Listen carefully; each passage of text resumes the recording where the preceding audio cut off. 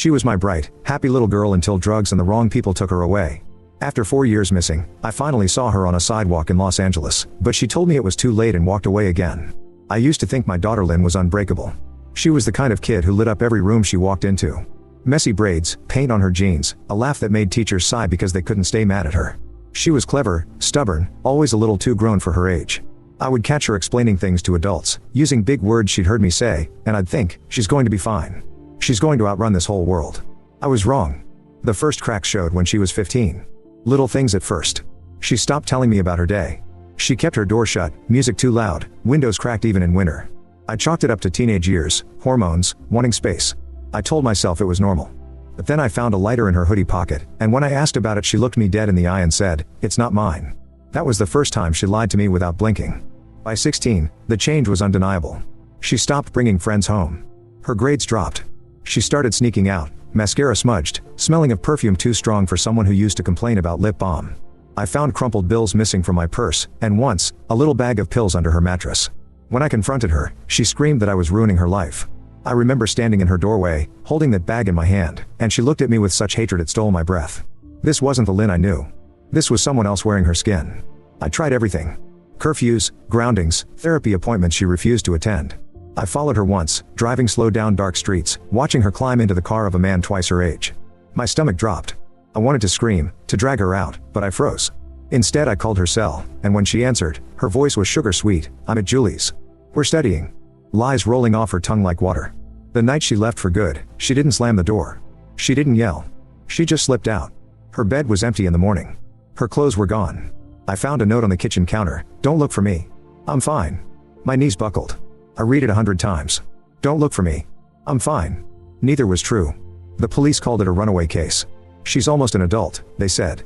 "She'll come back when she's ready." But days turned into weeks, weeks into months. Her phone went dark. Her friends shrugged. My house became too quiet, every corner echoing with what ifs. I plastered missing posters. I sat in parking lots, staring at every girl with long brown hair. I called hospitals just to hear the word no. I begged God in ways that embarrassed me. Years passed like that. 4 of them.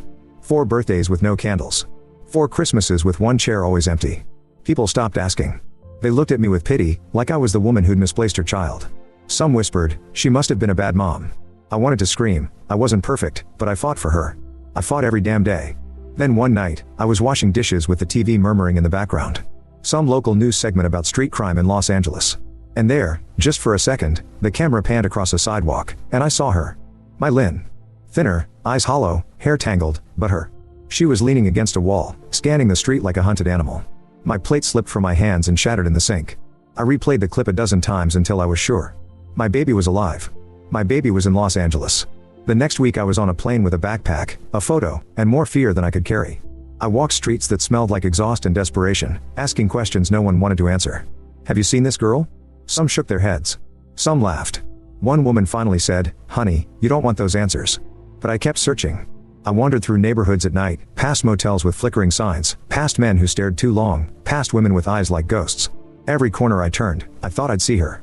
I slept 3 hours at a time, heart pounding, clutching my phone like it could conjure her back. It took weeks. And then, one afternoon, outside a convenience store, I saw her.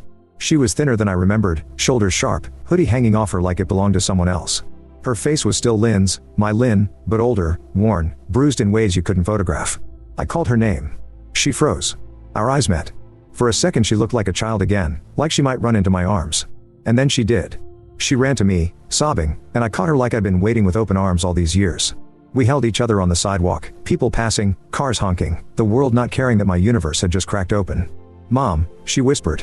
"You found me." My throat burned with every swallowed word. "Come home," I begged. "We can fix this. Please, just come home." She pulled back, eyes darting around. "I can't.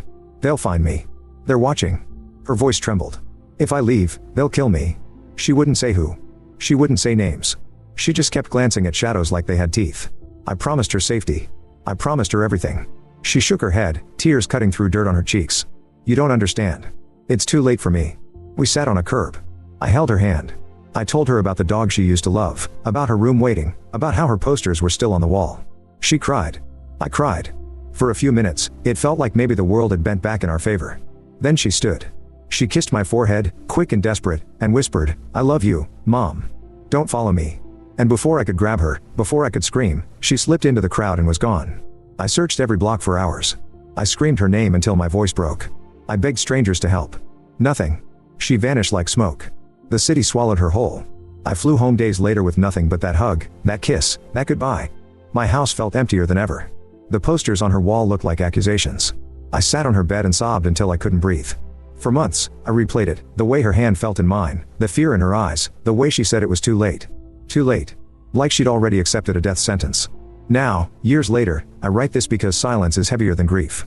People still ask, "Do you think she's alive?" I don't know. Some nights I swear I can feel her heartbeat somewhere far away. Other nights, I think I lost her that day on the curb, when she walked back into the shadows. I don't have closure. I don't have answers. I have one hug, one kiss, one "I love you" that might have been a farewell. And I have the unbearable truth that maybe that was the last time I'll ever hold my daughter.